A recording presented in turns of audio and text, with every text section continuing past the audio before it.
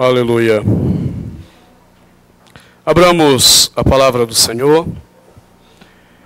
Evangelho segundo Mateus. Evangelho segundo Mateus, capítulo 27.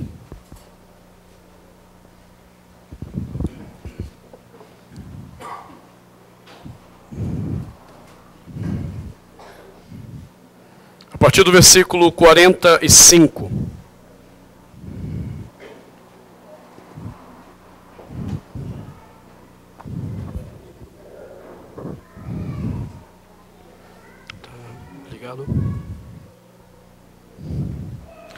A palavra de Deus, ela nos instrui.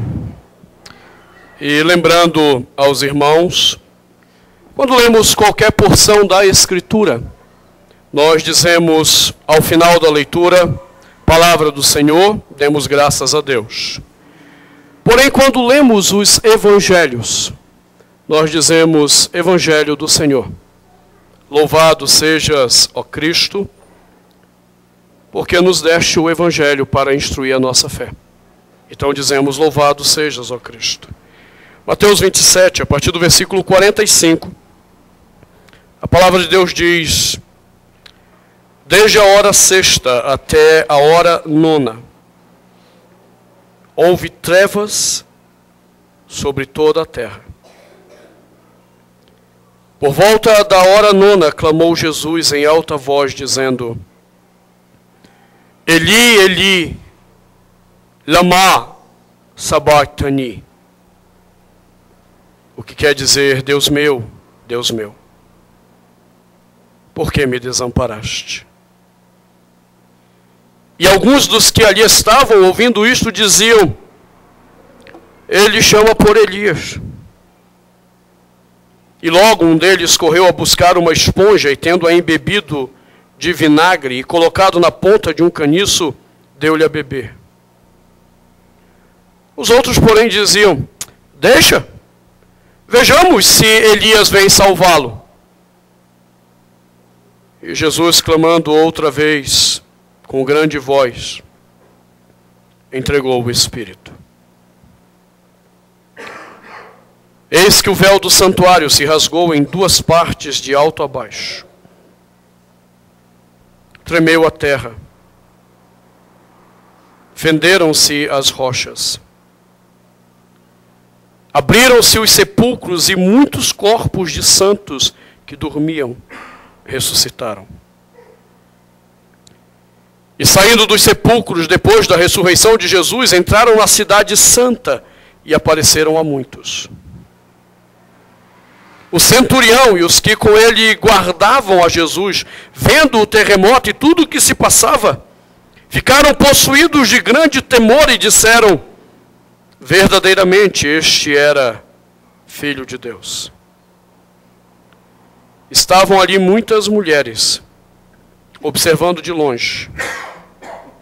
Eram as que vinham seguindo a Jesus desde a Galileia para o servirem. Entre elas estavam Maria Madalena, Maria mãe de Tiago e de José, e a mulher de Zebedeu. Evangelho do Senhor, louvado sejas, ó Cristo. Senhor, nós te pedimos que a palavra que foi lida nesta hora transforme o nosso entendimento. E transformando o nosso entendimento, transforme o nosso coração. Transforme a nossa vida, para que vivamos em Ti e para Ti. Que Teu Espírito agora traga essa palavra de uma forma clara aos nossos corações. E que Teu Espírito disponha o nosso coração a vivermos essa palavra, em nome de Jesus. Amém. Podemos sentar.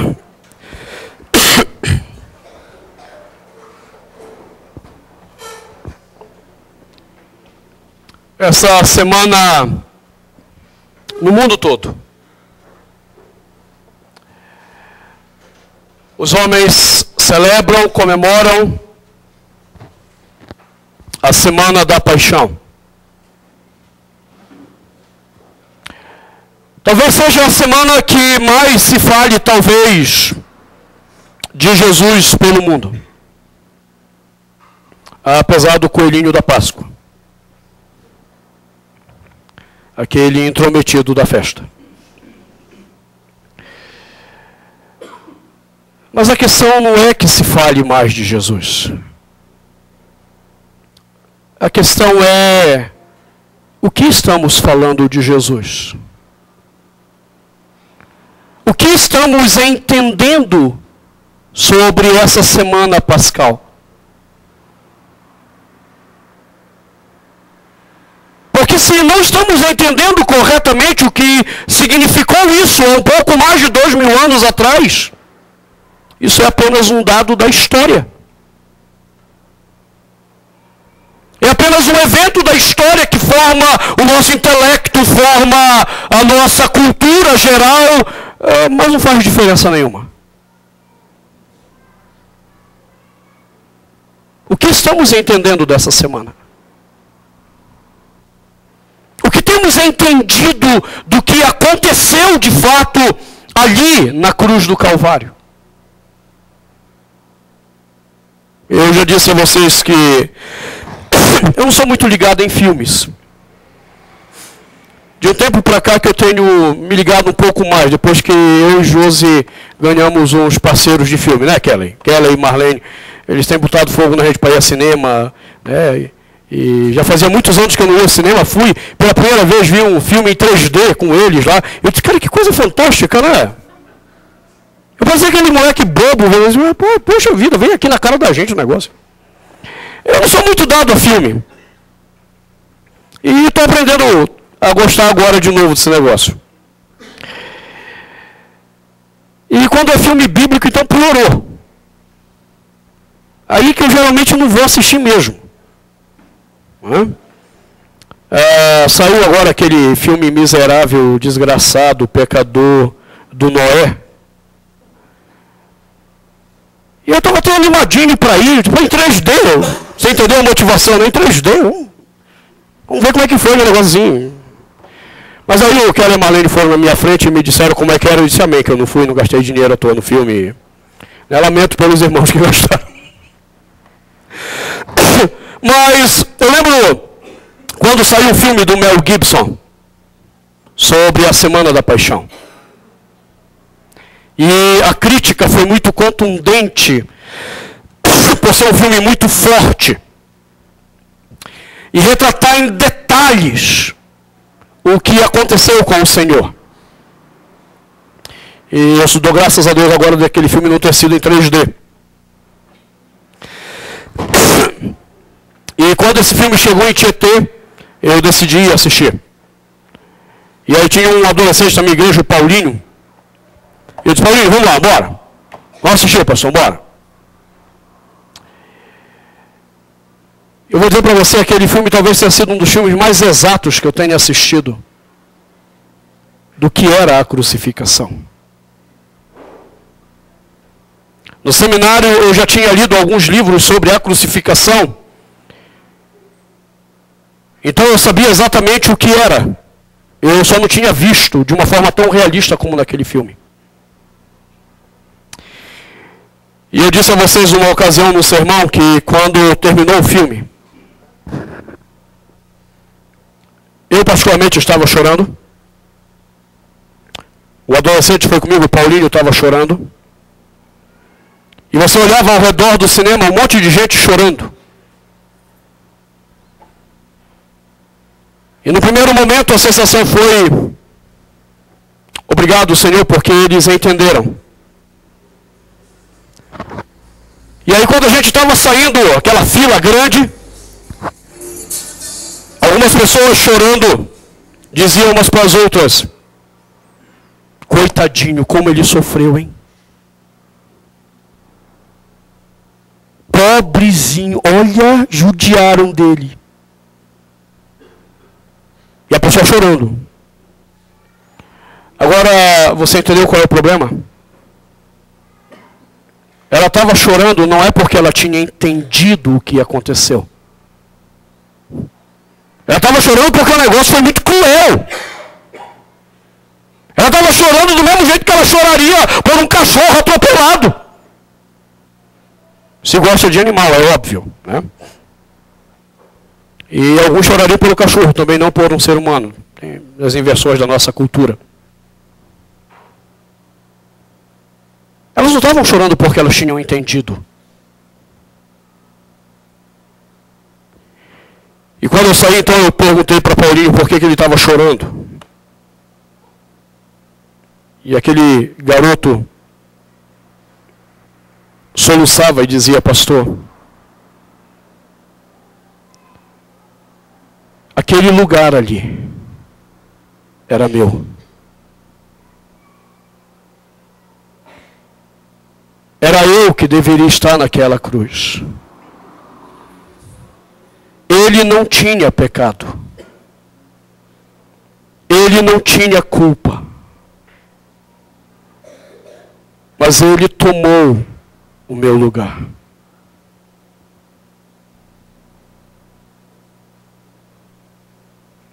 Eu abracei o Paulinho, chorei com ele e disse: Paulinho, eu sou grato a Deus porque você entendeu. Você tem chorado pela motivação certa. Você se viu naquela cruz, você viu a sua desgraça. Você viu o homem miserável, pecador que você é. E Deus te deu a graça de entender isso. O evangelista Mateus, quando ele narra a morte de Jesus, ele tenta deixar claro aos seus leitores e à comunidade para quem ele escreveu qual é a perspectiva correta sobre a cruz. Porque os judeus haviam dito que ele era um insurrecionista, um cara que estava tramando contra o Império Romano. E muitos estavam acreditando nisso. E achavam, não, ele estava na cruz porque ele merecia mesmo. Outros olhavam para ele como pobre, coitado, injustiçado. E Mateus, alguns anos depois desse evento, escrevendo para a igreja dele, o que nós chamamos na teologia de comunidade mateana, ele narra a semana da paixão para corrigir o entendimento de muitas pessoas sobre o que havia acontecido na vida de Jesus e o que era de fato a proclamação do Evangelho de Cristo aos homens. E nessa perícope, dos versículos 45 a 56, Mateus tenta corrigir o nosso entendimento sobre a cruz. Do versículo 45 ao 50, ele faz a primeira correção. E do versículo 51 ao 54, a segunda correção. Versículos 55 e 56. Ele traz a manifestação daquilo que ele havia dito em 51 a 54. Então eu quero examinar agora com você isso com calma. A primeira correção que Mateus faz do nosso entendimento sobre a cruz começa quando ele diz no versículo 45: desde a hora sexta até a hora nona houve trevas sobre toda a terra. Se você não está familiarizado com a leitura do Antigo Testamento, você não entende nada. Você está achando que ele está dando aqui o horário para a gente, foi ali por volta de 3 horas, de meio-dia a 3 horas da tarde. Parece que Mateus está preocupado em dar horário do que as coisas aconteceram. Mas quando você entende a literatura do Antigo Testamento, e principalmente a literatura profética, você sabe que Mateus não está preocupado em dar o horário em que essas coisas aconteceram, em que a morte do Senhor aconteceu. A expressão que ele usa, houve trevas sobre toda a terra, era uma linguagem profética que havia sido enfatizada por Amós. Eu quero que você olhe comigo isso em Amós agora, para você entender o que Mateus estava dizendo. Profeta Amós,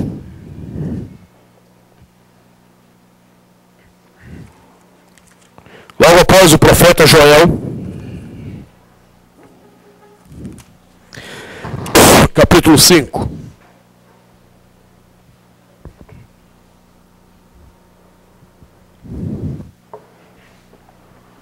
A partir do versículo 18,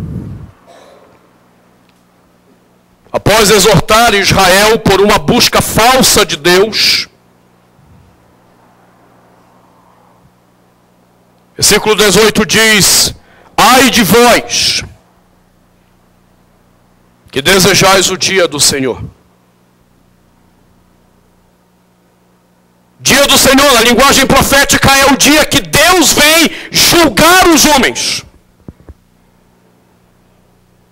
E muitos crentes israelitas diziam que venha esse dia.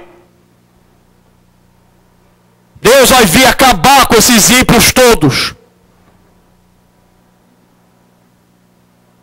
E o profeta diz: vocês não estão entendendo o que vocês estão pedindo. E ele usa uma expressão profética que o tradutor traduz aqui como ai.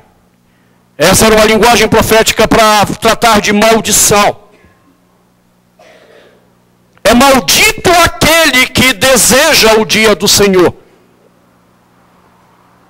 Porque ele tem um entendimento errado do que é o dia do Senhor.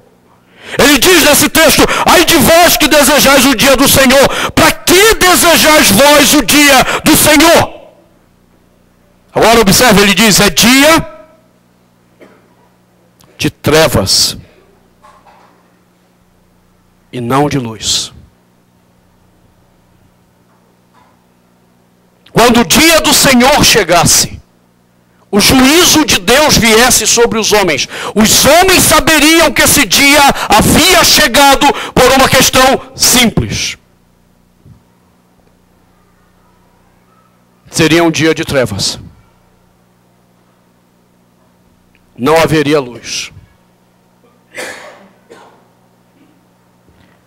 Por isso, os rabinos, quando começavam a tratar da questão da vinda do Messias, eles diziam que uma das características da manifestação messiânica seria o sol se transformar em lua, o dia em noite.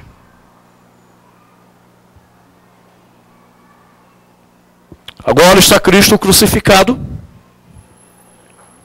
e ao meio-dia, quando o texto fala da hora nona, da hora sexta, a hora sexta no relógio judaico é meio-dia.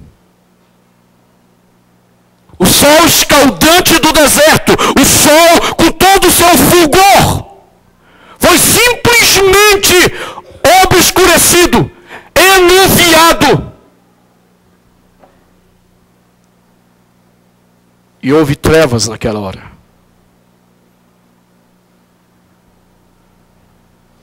Esse sinal para muitos era muito claro. O que estava acontecendo ali na cruz? O juízo de Deus havia chegado aos homens. A ira do Senhor havia se manifestado naquele lugar.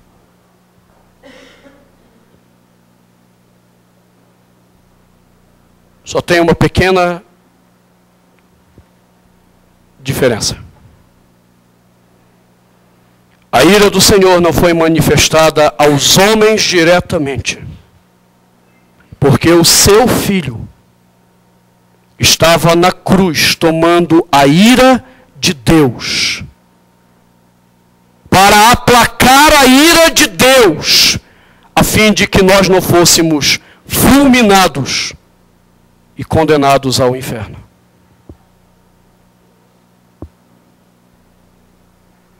Aquele lugar era meu e seu. Mas nós não poderíamos aplacar a ira de Deus. Se Deus decidisse nos levar à cruz, isso não aplacaria a ira dele. E não só sofreríamos a cruz, como após a cruz seríamos lançados todos no inferno.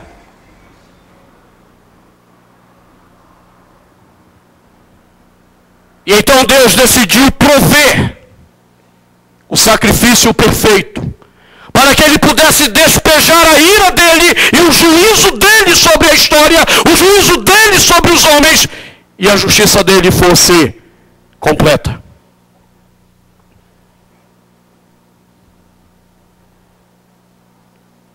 Se você ainda não entendeu isso, eu quero que você olhe o que o profeta Isaías disse sobre isso. Isaías, capítulo 53.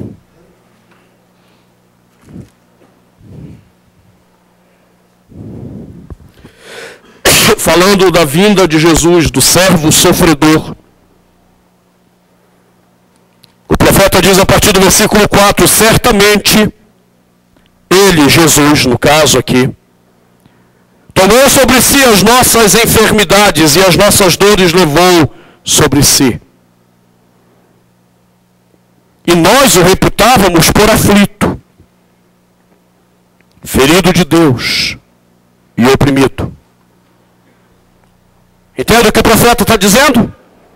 Quando os homens olhavam para Jesus, ou olhassem, porque ele está falando profeticamente, os homens achariam que aquele servo sofredor era um pobre coitado que tinha sido afligido, ferido e oprimido por Deus. E as pessoas iam sair com a sensação, coitadinho dele. Mas o profeta diz em seguida, versículo 5, mas ele, Jesus, foi traspassado pelas nossas transgressões.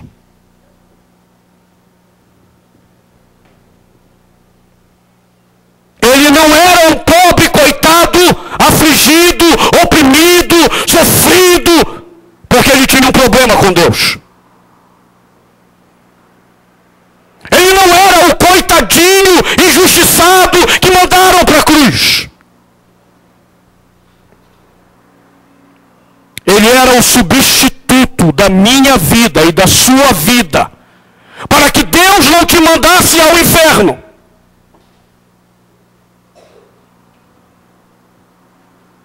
Para que você não fosse traspassado, como disse o profeta. Agora deixa eu ler com você com mais clareza, se você ainda não está entendendo. Para que você não fosse moído. Você está entendendo qual é a grandeza da ira de Deus?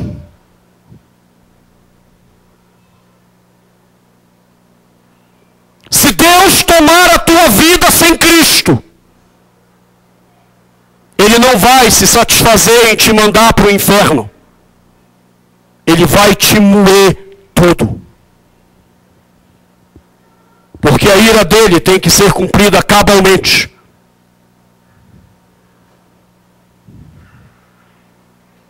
Se você está achando que o inferno é tudo, você precisa reler a Bíblia. O inferno é a consequência final, mas não a punição final.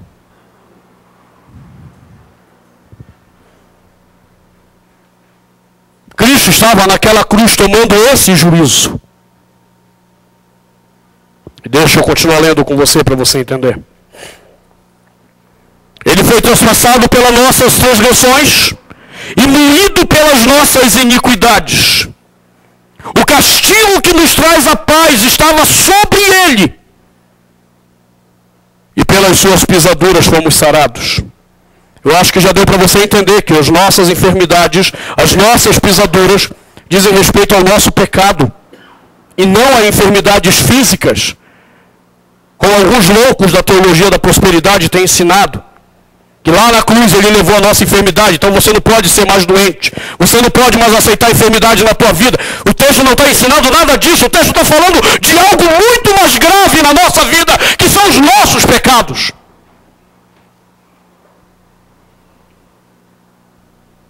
Cristo Cristo não veio tomar a tua enfermidade na cruz. Ele veio tomar a tua condenação. Ele veio tomar a ira de Deus que estava sobre ti, para que você não fosse condenado.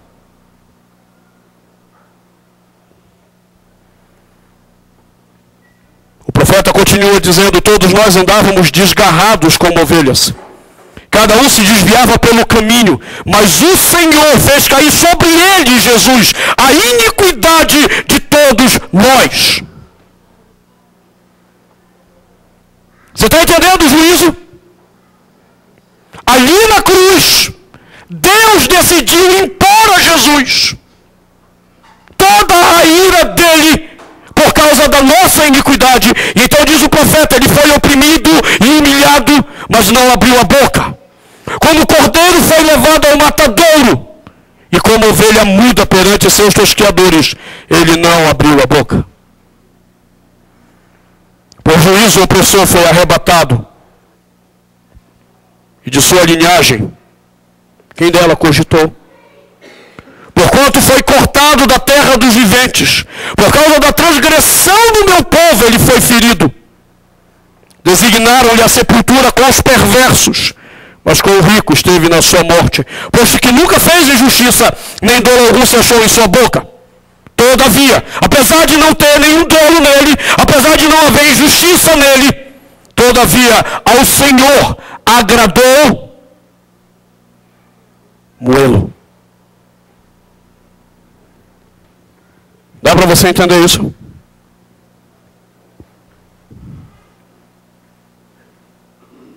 Qual é a vontade que Deus tem contra a tua vida? Deus não tem nenhuma vontade de eu te amo, cara. Como você é importante para mim. Você é especial.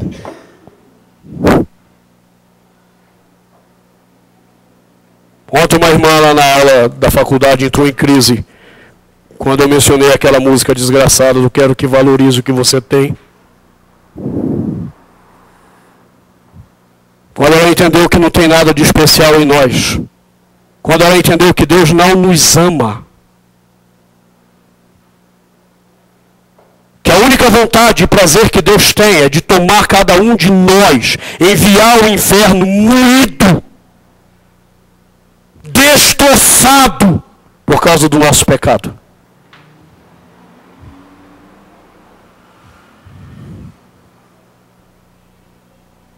Porém, para não fazer isso conosco, o seu filho tomou o nosso lugar. E então diz o profeta que Deus se agradou em moer o próprio filho, para que o juízo dele recaísse em Jesus. E recaindo em Jesus, a ira sendo aplacada, então ele pudesse olhar com amor para aqueles em quem ele visse o seu filho.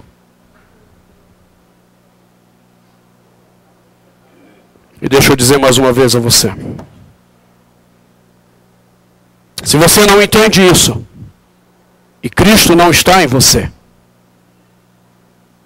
a única coisa que sobra para você é a ira de Deus para te executar.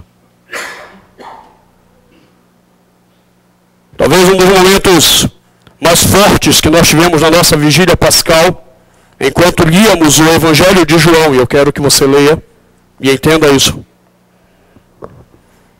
Foi quando líamos o capítulo 16,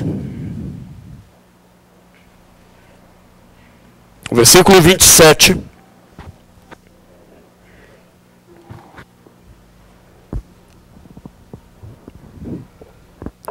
Onde diz, porque o próprio Pai vos ama.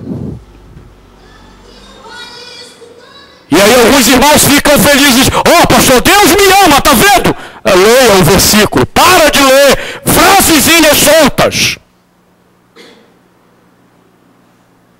O texto diz, porque o próprio Pai vos ama, visto que me tendes amado e tendes crido que eu vim da parte de Deus. Por que Deus me ama? somente porque eu tenho amado o Filho. Você está entendendo? Deus não te ama.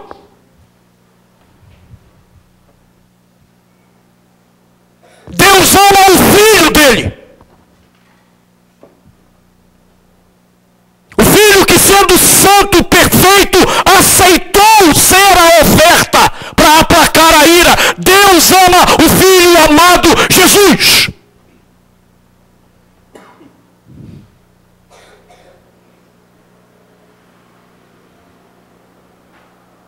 E a única forma de Deus te amar é se você amar o Filho. O Pai vos ama, visto que vocês me amam. Fora disso, o Pai não te ama. O Pai quer executar a justiça dele contra você. A ira dele contra você. Durante a vigília, enquanto nós líamos isso, 3 ou 4 versículos desse discurso de Jesus, ele repete isso, nos fazendo lembrar que Deus não nos ama, a menos que o Filho esteja em nós. É por isso que lá na cruz havia então o juízo acontecendo. Aquilo que o profeta Amós havia dito estava acontecendo na cruz. O dia se transformou em trevas, porque o juízo havia chegado.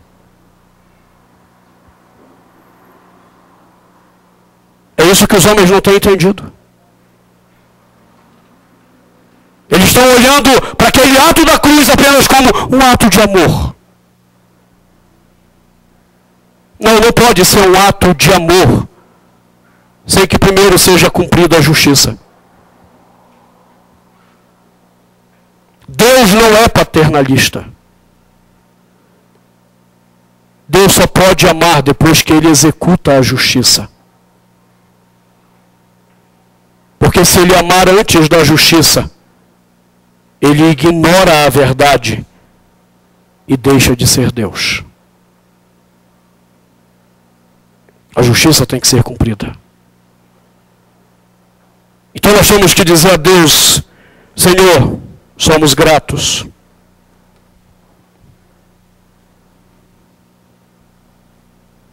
Porque o Senhor proveu um juízo em teu Filho, para que houvesse esperança de redenção para nós.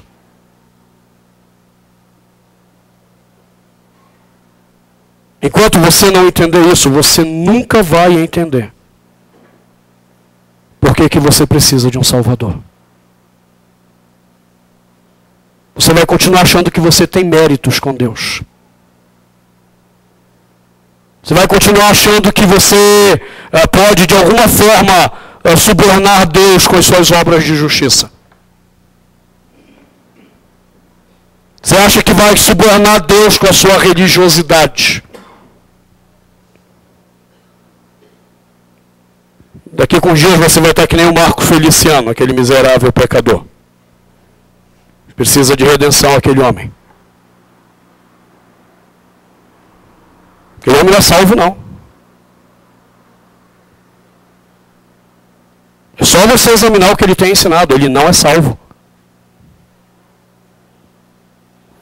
Há um vídeo dele no YouTube, em que ele ora por uma pessoa enferma. E na oração ele diz, ele ordena ao Senhor que cure aquela pessoa. Ele ordena. E para enfatizar a autoridade, ele diz: quem está te mandando fazer isto? É teu filho Marco Feliciano. E eu tenho crédito contigo. Uau! O que é que esse cara não entendeu do Evangelho? É que Cristo estava na cruz exatamente porque nós não temos crédito nenhum, mérito nenhum. E a ira de Deus tinha que ser despejada em Cristo para que houvesse um Salvador. Enquanto você não se destitui da sua meritocracia, Você não entende porque você precisa de um Salvador.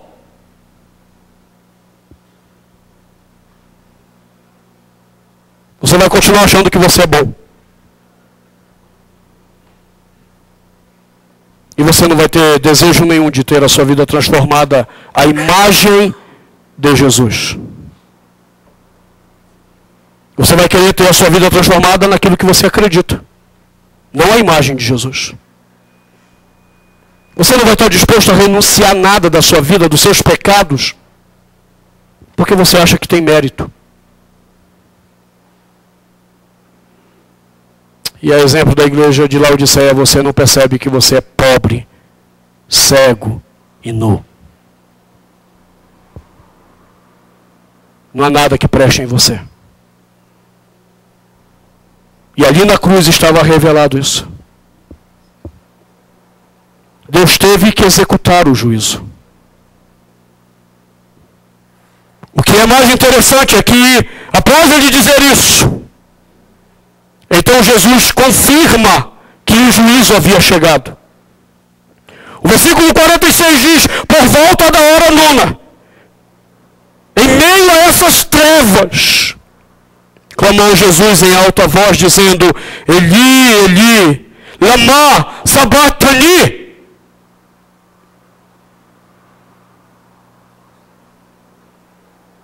Deus meu, por que me desamparaste?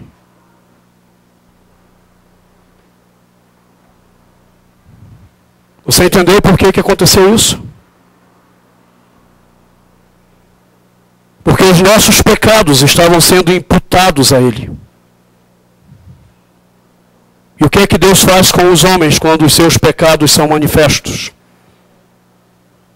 Deus os abandona.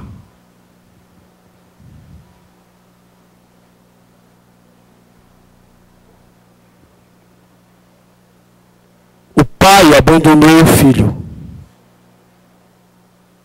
Porque agora nele estavam os nossos pecados. E o pai não pode tolerar o pecado.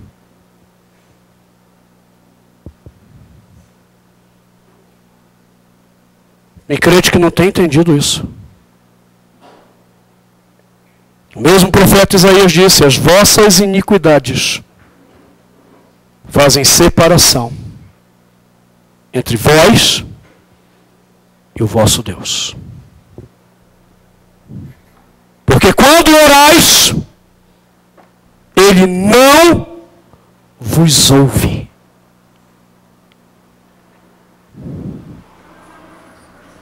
Você está carregando o pecado que não quer tratar diante de Jesus. Você está carregando o pecado que você não quer chegar, confessar a Cristo e dizer: Senhor, me cura, Senhor, me lava com teu sangue, Senhor, me perdoa. Você está mantendo o pecado na sua vida. Eu quero te dizer uma coisa: não precisa orar, porque Deus não te ouve. Deus vira o rosto para aqueles que querem manter o pecado na sua vida.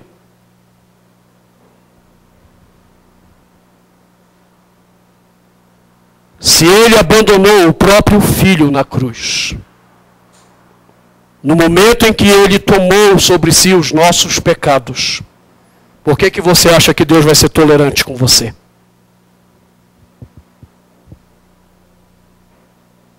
Se Deus abandonou o Filho amado e o único Filho, em quem não havia injustiça, simplesmente porque foi imputado a Ele o nosso pecado, se Deus o desamparou, por que você acha que Deus é tolerante com você?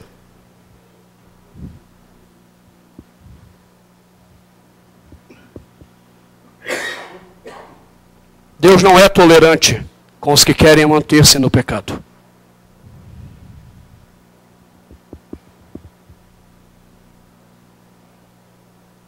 A única coisa que resta para nós é o juízo dele. Ali na cruz ele estava revelando esse juízo. E ele estava revelando a nossa realidade.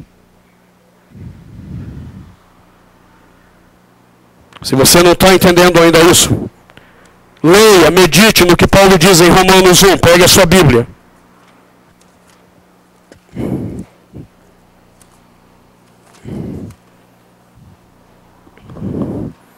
Versículo 1, 18.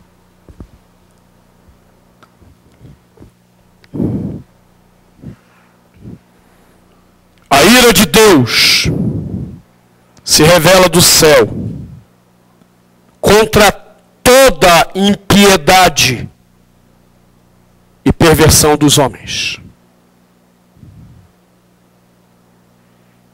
Deixa eu só te dizer uma coisa, se você não sabe o que é impiedade,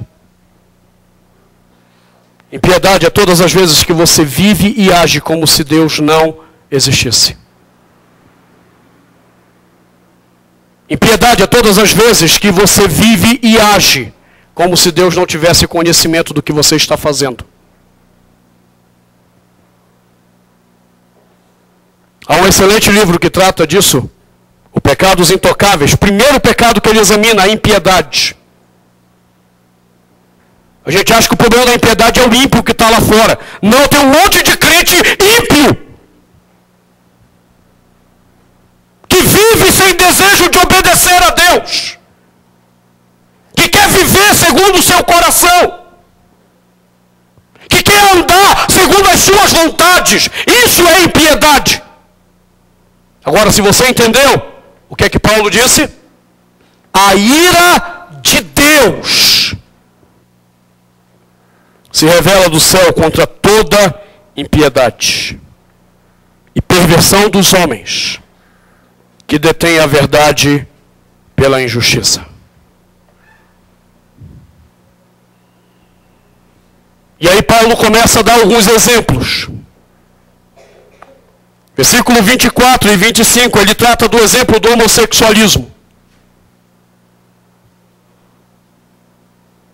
E então ele diz no versículo 26, por causa disso, os entregou Deus a paixões infames.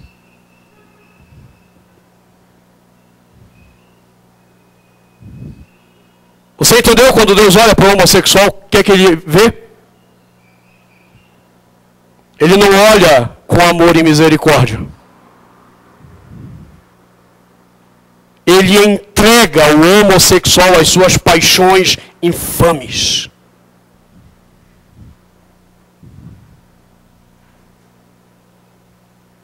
O juízo do Senhor está sobre a história e sobre a terra.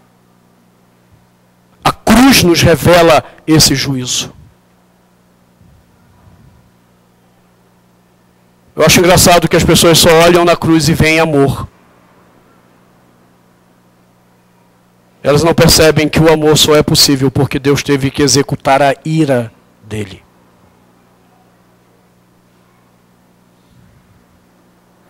Cristo está na cruz e descobre o desamparo de Deus, o desamparo do seu Pai, o abandono do Pai, por causa do pecado. E você acha que pode viver uma vida cristã guardando pecados no coração. Você acha que pode viver uma vida cristã mantendo-se em comportamento pecaminoso. Você não entende que Deus te abandonou. Você não entende que Deus não está contigo. E que enquanto os seus caminhos forem caminhos pecaminosos, a única coisa que resta para você é a ira dele, porque o juízo foi executado no Filho. E então, se você se mantém rebelde ao Filho que recebeu a ira, só resta você receber a ira. O mais interessante ainda é que ali naquele momento da cruz tinham alguns judeus que sabiam perfeitamente o que significava Eli, Eli, lama sabachthani. E eles olham e dizem, agora está chamando por Elias.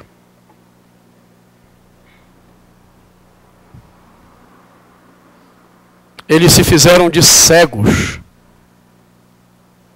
para não ver que ele era o Messias. E agora se fizeram de surdos para não entender que o juízo havia chegado. Eis o problema dos homens. Quando eles se deparam com a cruz de Cristo, eles se fazem de cegos para não verem. Eles se fazem de surdos para não ouvirem a verdade da ira de Deus.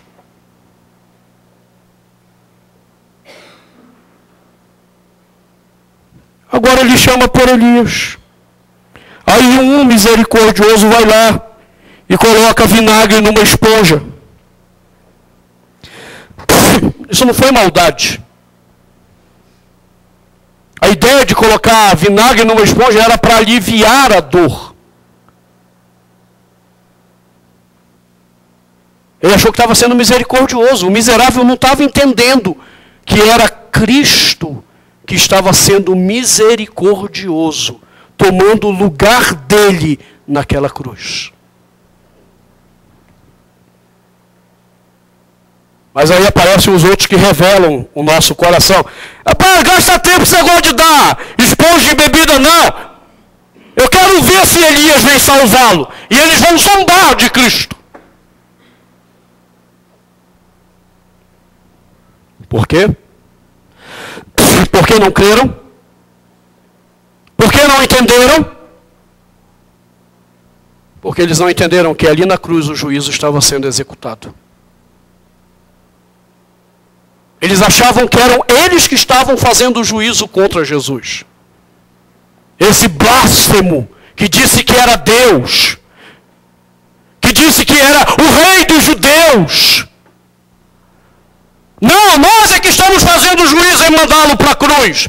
Então eles não podiam entender que na verdade era Deus que estava executando o juízo contra a vida deles.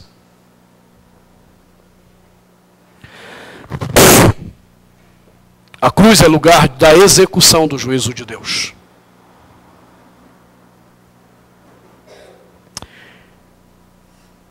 Versículo 50 diz que então Jesus entregou o seu espírito e morreu. Ele cumpriu o juízo perfeito de Deus. E ao cumprir esse juízo perfeito, versículo 51 a 54 mostra que então houve um novo tempo a partir daí. Se por um lado havia apenas um Deus irado, disposto a enviar homens para o inferno e moer esses homens, triturar esses homens. Pegue algumas outras traduções, você vai ver que eles tentam traduzir a palavra hebraica exata, é difícil. Porque a palavra hebraica dá a ideia de que Deus quer pegar o homem e fazer picadinho na mão dele, sabe? Quando você pega alguma coisa com raiva, esmaga, até quebrar tudo. É essa a ideia da palavra hebraica de Isaías quando Deus quer pegar você.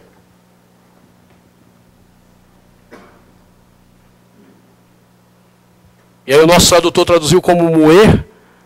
A Tebe, a Bíblia de Jerusalém, traduziram como espremer.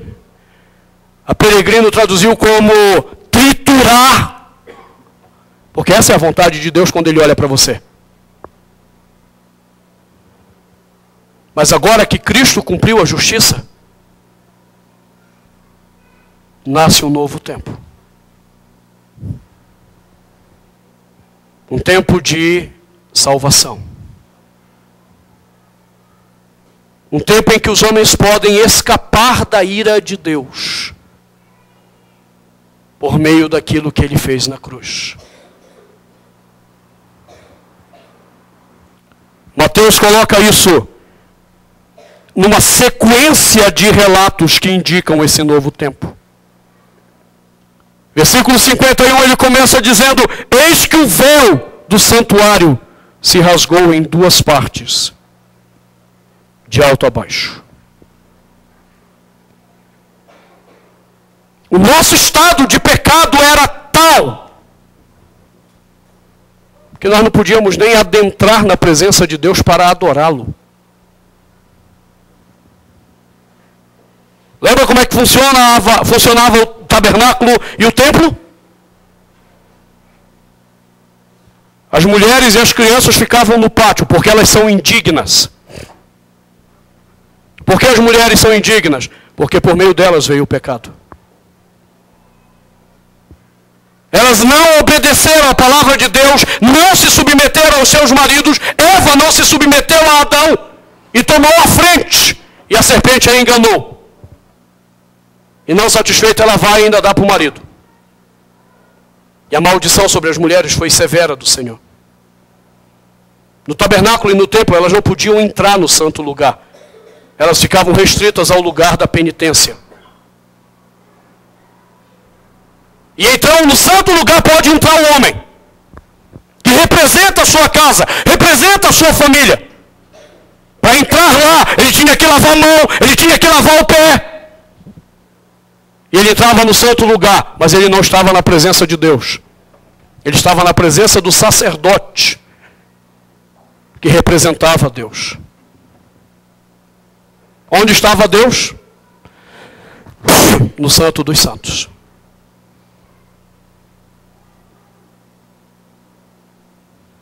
E entre o santo lugar e o Santo dos Santos, uma baita de uma cortina, um véu extremamente pesado, para que ninguém passasse de lá, porque você não podia estar na presença de Deus.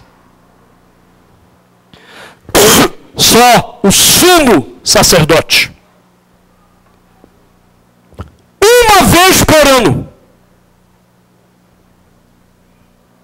Você entende? A ira de Deus era tal que até Cristo executar o juízo, receber o juízo, ninguém podia se aproximar do Senhor. Você precisava de mediadores.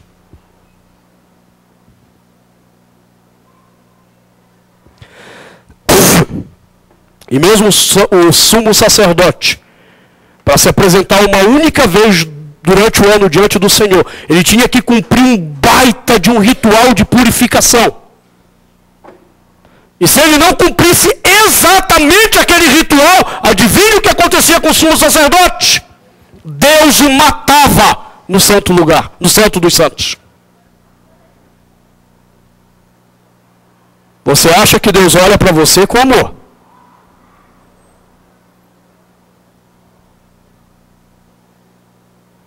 Eu posso dizer a você que se Cristo está em você, Ele olha com amor por causa de Cristo.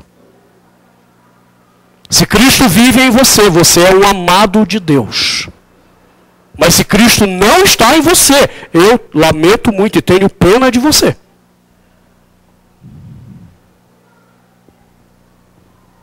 Porque até o sumo sacerdote, com todo o ritual, se ele errasse um detalhe, Deus o matava. Daí se criou até uma tradição, que quando ele ia entrar, já amarrava a cordinha no pé. Se ele demorasse mais do que o tempo devido, ele já puxava para ver se o cara estava vivo. Se você estudar alguns escritos rabínicos, você vai ver que foram vários os sumos sacerdotes que morreram no Santo dos Santos.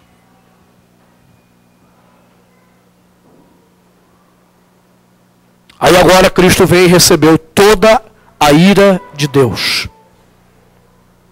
Lembra o que aconteceu com o véu do santuário? Rasgou. Porque Cristo tomou o meu lugar. Porque Cristo tomou o seu lugar. Ele inaugurou um tempo novo no nosso relacionamento com Deus. Porque eu estou em Cristo, eu não preciso mais temer. Eu agora posso ter intimidade com Deus. Porque eu estou em Cristo, eu não preciso mais de um sacerdote para me substituir. Cristo se tornou o sacerdote supremo da nossa fé. Foi aqui que a Igreja Católica Romana entendeu tudo errado. Ela continua achando que seus padres são sacerdotes mediadores do pecado dos homens.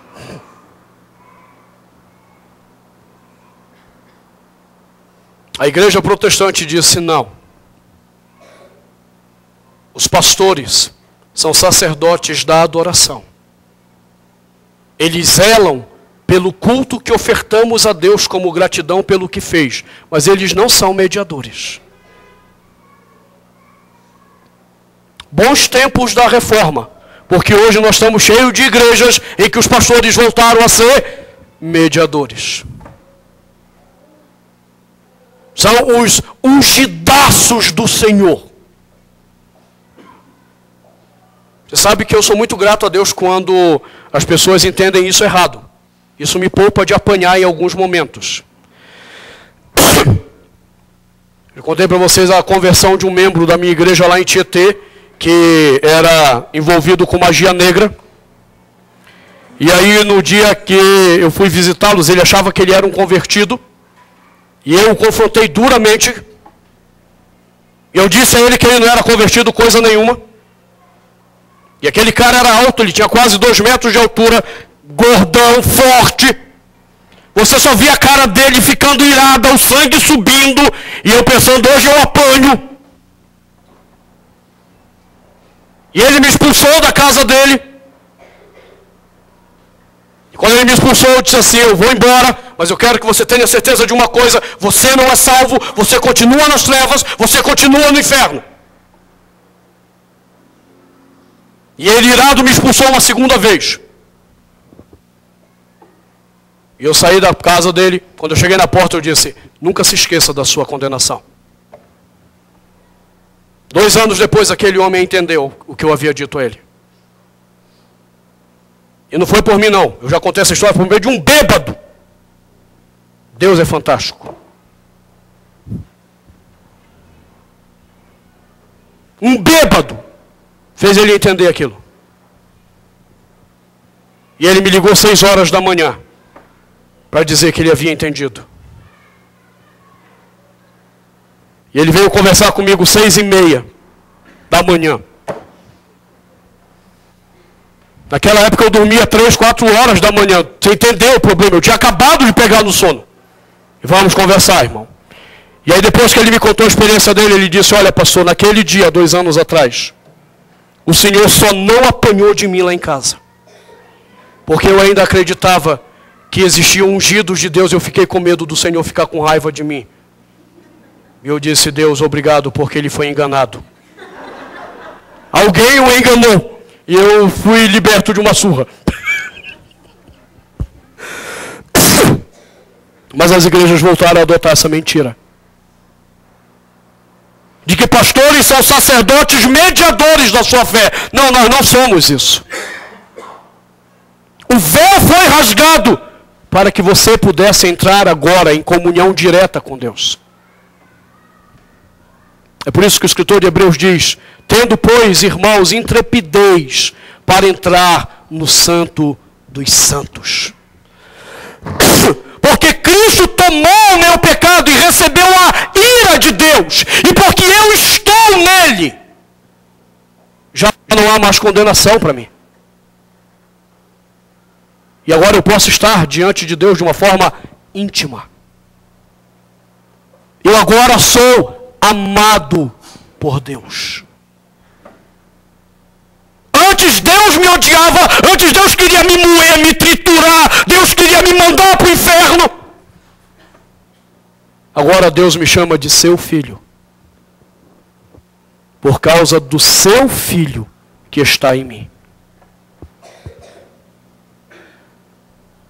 Antes o diabo podia tocar na minha vida.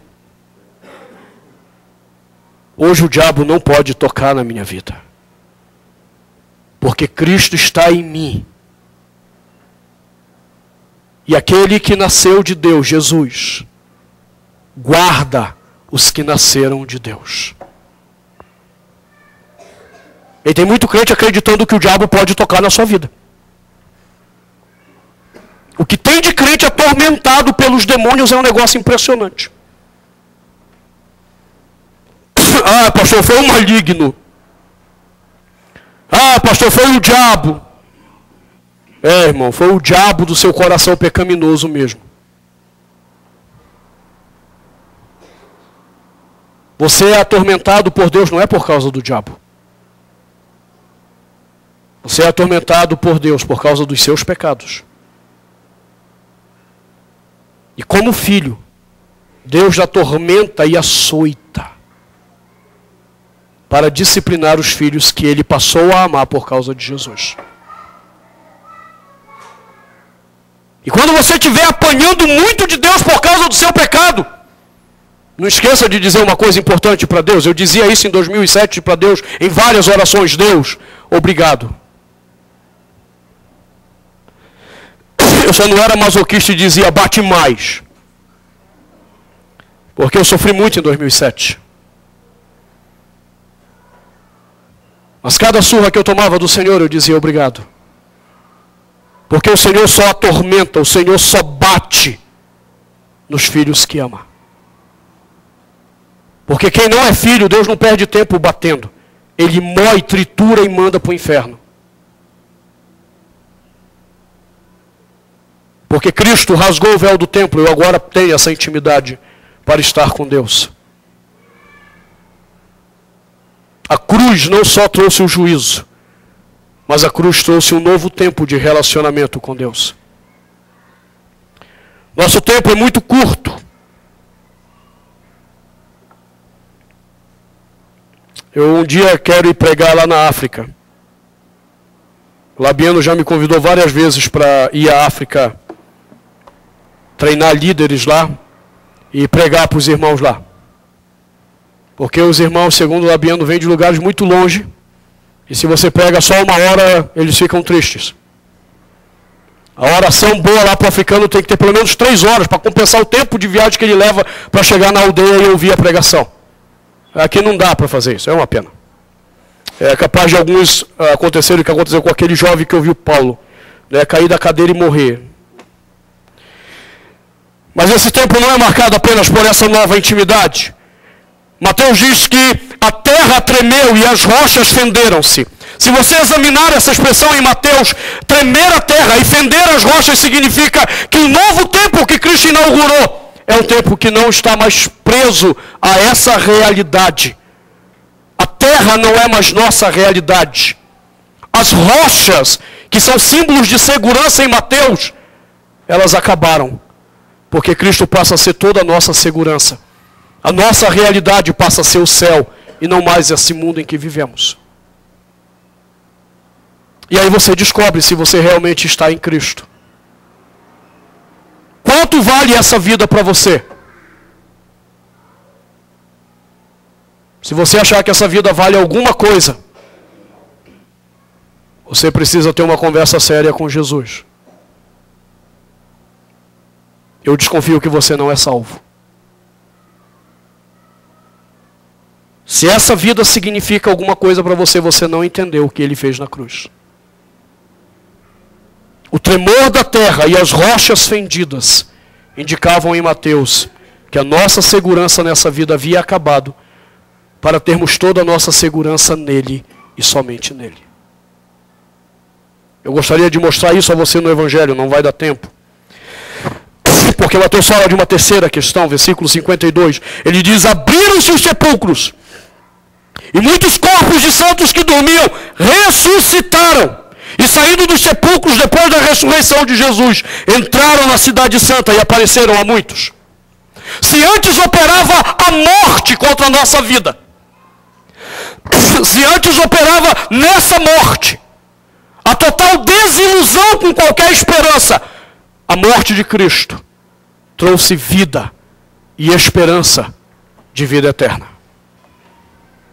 E isso foi simbolizado pela ressurreição de pessoas naquele dia. Enquanto Cristo morria, pessoas levantavam das suas sepulturas. E isso não é uma coisa simbólica.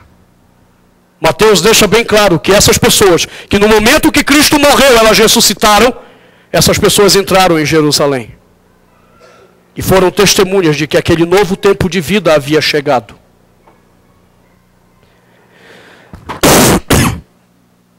Versículo 54, Mateus alista uma outra questão. O centurião e que estavam com ele que guardavam Jesus, vendo aquele terremoto e tudo que estava acontecendo, ficaram possuídos de grande temor e disseram: verdadeiramente este era Filho de Deus. Para aqueles homens, antes Jesus era apenas mais um que merecia ir para a cruz. Agora eles entenderam que ele era o Filho de Deus. Talvez isso para você não tenha significado, porque você está tão distante daquela época, da cultura, que você não entende isso aqui. Ontem, quando nós, na vigília, quando líamos o Evangelho de João, levaram Jesus para Pilatos. Pilatos não vê pecado nenhum em Jesus. Ele tenta limpar a barra de Jesus, ele acha que ele pode salvar Jesus. E aí ele diz: cara, eu não vejo nenhum pecado nele. Aí os judeus olham e dizem: claro que há. Ele disse que ele é filho de Deus. E aí o texto diz que Pilatos ficou incomodado com isso. Por que quando a gente diz que Jesus é filho de Deus, isso não inquieta você? Porque nós perdemos o significado disso. Na cultura romana, egípcia, babilônica e várias culturas daquela época, se alguém dissesse que era filho de Deus, significava que ele era Deus. Os romanos tinham acabado de adotar essa mentira, dizendo que os imperadores eram filhos de Deus. Por isso esses imperadores queriam ser adorados. Mas os que trabalhavam com eles sabiam que eles não passavam de safados, sem vergonhas, pecadores. Quando Pilatos ouviu que Jesus tinha dito que era filho de Deus, ele se incomoda e diz: vem cá, quem você é?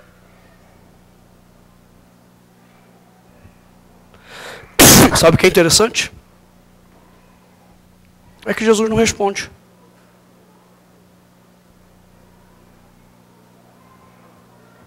Jesus não está preocupado que se Pilatos seja salvo. Você acha que Deus ama todo mundo? Jesus não responde.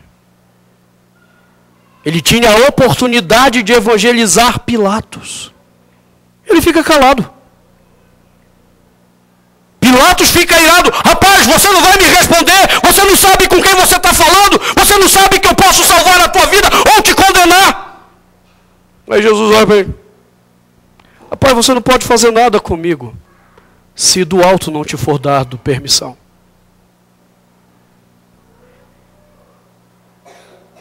E acabou. É o mesmo problema que esses soldados agora entenderam.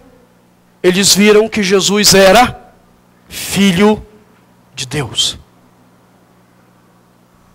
A cruz revela Deus na nossa história.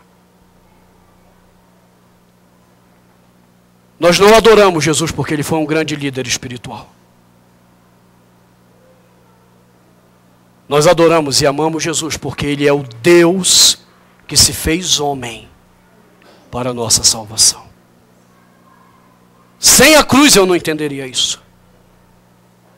Por fim, estou tendo que correr. Versículos 55 e 56, Mateus termina falando das mulheres. Estavam ali muitas mulheres, observando de longe, porque elas não podiam se aproximar. Elas eram indignas.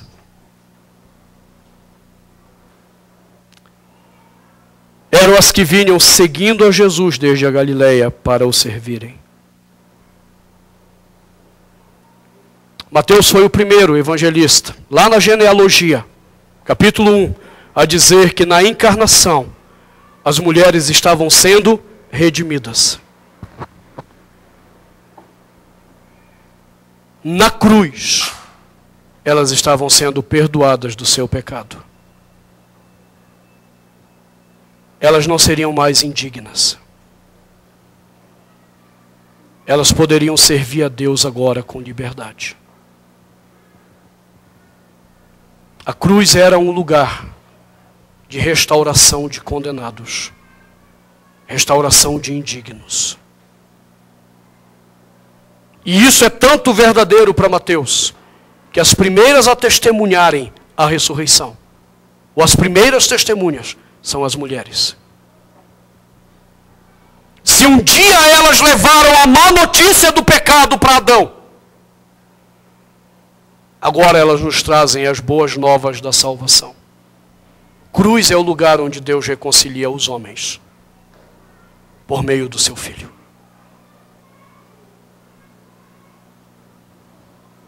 A cruz é o lugar onde Deus quer reconciliar você, por meio do seu Filho. A cruz é o lugar onde Deus quer perdoar você, por meio do seu Filho. A cruz é o lugar onde Deus quer afastar a ira de Deus contra ti, para poder te amar através do seu Filho.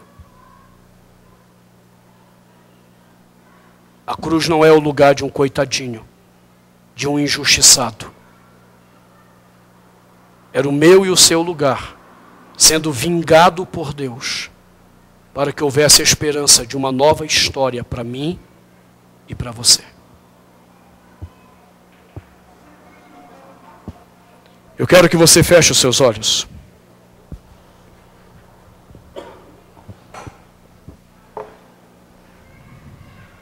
Eu quero orar com você nesse momento. Se você entrou nesse lugar cheio de méritos, achando que na sua vida tinha alguma coisa agradável a Deus, eu espero que você tenha entendido que não. Eu espero que você tenha entendido por que você precisa de um Salvador. E essa é a noite que o Senhor te oferece, a oportunidade de ser reconciliado com Ele. Deixar o estado da ira para o estado de amor. Deixar o reino das trevas para o reino de luz, do Filho do seu amor.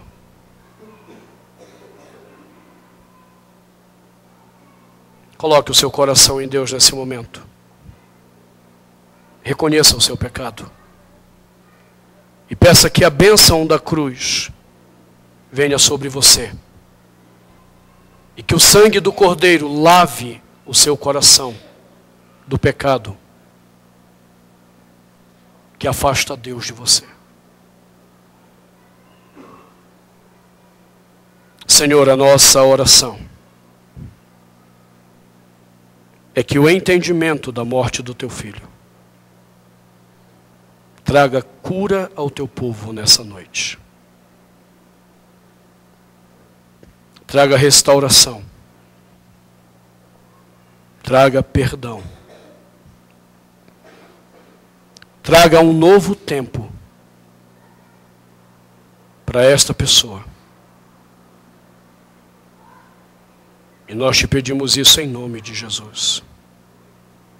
Amém.